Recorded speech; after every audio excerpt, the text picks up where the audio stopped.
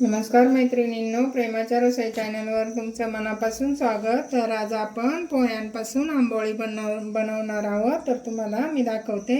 हे बघा, मी 1 वाटी पोहे घेतले, 1 वाटी तांदळाचे पीठ घेतले, अर्धी वाटी आपलं ओलं खोबरं घेतलंय।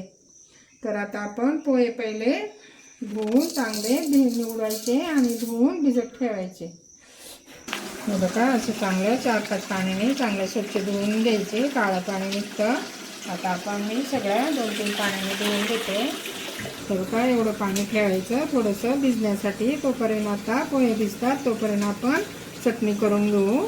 हे बघा, चटणीसाठी आपण तेल टाकलं, थोडंसं तेलात लाल मिरच्या टाकायच्या, 2-3 हिरव्या मिरच्या टाकायच्या,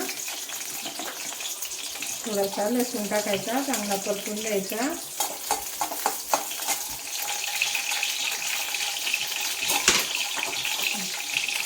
मिरच्या चांगल्या भाजल्या का थोडीशी बाकी डाळ आहे, तुमच्याकडे जर नसेल तर तुम्ही त्याची टाकली, आपली साधी डाळ टाकली तरी चालेल। थोडीशी उडदाची डाळ आहे, ती चांगली परतून द्यायची, थोडीशी लाल होईपर्यंत चांगली परतून द्यायची। खूप छान चटणी होते अशा पद्धतीने चटणी केली का। थोडी लाल झाली का डाळ तर आपण कांदा टाकू, कांदा लाल होईपर्यंत चांगला गुलाबी होईपर्यंत परतून घ्यायचा, कच्चेपणा जाईपर्यंत। जसं मी ह्याच वाटीतलं थोडंसं ओलं खोबरं आहे ते टाकते, म्हणजे टेस्ट छान लागते चटणीची।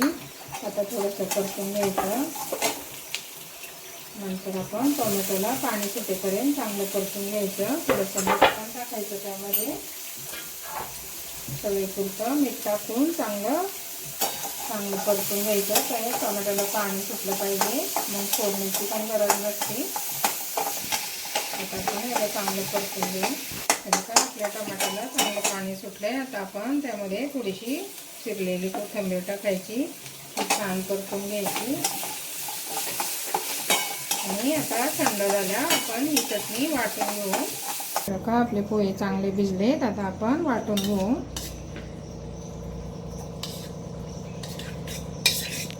त्यामध्ये मी 1 वाटी तांदळाचं पीठ टाकते आणि आपण खोबऱ्याचं, ओल्या खोबऱ्याचं अर्धी वाटी मी हे काढून घेतले, मागची काळी पाट काढून घेतली। आता ती आपण याच्यात टाकू, खूप छान लागतात मग। आता त्याच वाटीने आपण 2 वाट्या पाणी घेऊ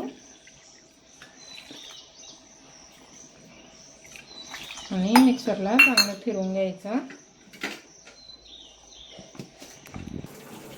का आपलं बॅटर असं झालंय, आता आपण काढून घेऊ आणि लागलं ना करताना थोडंसं पाणी टाकायचं, कारण हे घट्ट आहे ना, थोडंसं अजून पाणी पाहिजे त्याला। जसं लागेल तसं करताना आपण त्याच्यात पाणी टाकू।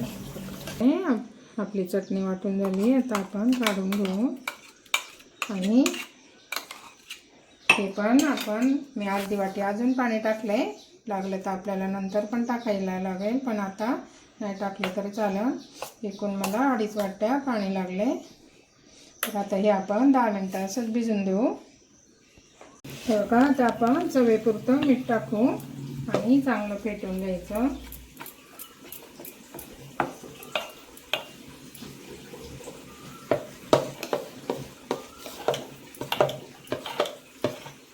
का असं पीठ पाहिजे आपल्याला। आता आपण मिरची पुडी घालू, अर्धीच पुडी टाकायची, जास्त पण नाही टाकायचं। थोडंसं पाणी टाकून आणि चांगलं फेटून घ्यायचं, चांगलं मिक्स झालं पाहिजे।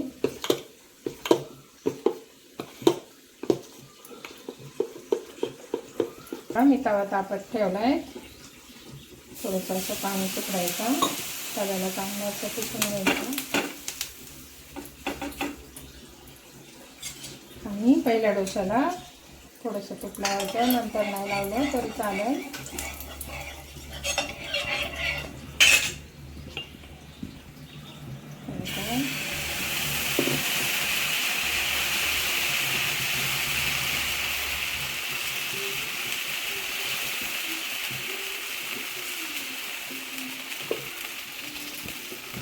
भाजून घ्यायचं. नंतर बारीक गॅस केला तरी चालेल, मध्यम गॅसवर काढायचे.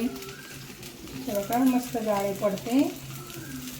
त्याला तेल तूप पण कमी लागतं. हे बघा आपल्या दोन्ही बाजूने असे शेकून घेतले. ते बघा किती छान होते. आता आपण काढून घेऊ. आपण दुसरं टाकून दुसरं बघा बिना तेलाचंच करते.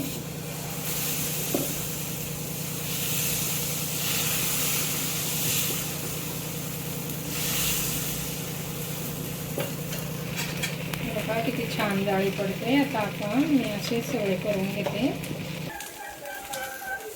तर बघा आपली आंबोळी तयार झाल्या. असे डोसे पण करता येतात. बघा आता आपण काढून घेऊ. बघा मागून पुढून किती छान झाले, मऊ लुसलुशीत झाले तसे. बघा पाठीमागून पण जाळी पडली चांगली. चटणी सोबत, शेंगादाण्याची चटणी सोबत पण छान लागतंय. मी शेंगादाण्याची चटणी पण केली, ही चटणी पण केली. तुम्ही अशा पद्धतीने करून बघा. खोबरं टाकल्या खूप छान लागतात. आणि तुम्हाला जर आवडली आमची रेसिपी तर आमच्या चॅनलला सबस्क्राईब करा आणि कमेंट करा. Bye bye.